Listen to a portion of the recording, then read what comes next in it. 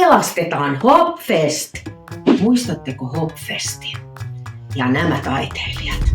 Ihanat finaalen tanssijat Sajoa ja Sheila Kataloniasta. Ja nehän siis räjäytti potin silloin pari vuotta sitten ensimmäisillä Hopfesteillä. Ja nyt siis Hopfest on vaakalaudalla.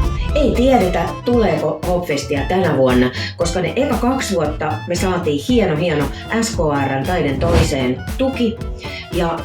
Ja nyt on tehty 7 eri hakemusta eri säätiöille, rahastoille. Ja mistään ei ole tullut pennin jetiä. Eli me tarvitaan teidän apuanne.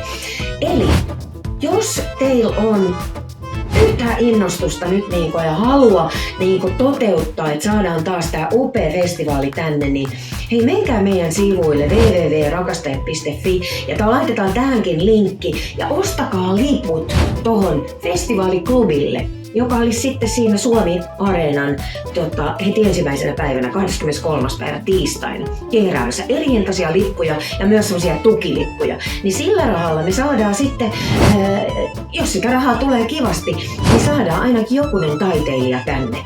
Ja halutaan tietenkin järjestää tässä edelleenkin kuin kansainvälisesti ja suomalaisilla taiteilijoilla höystetty näitä. Auttakaa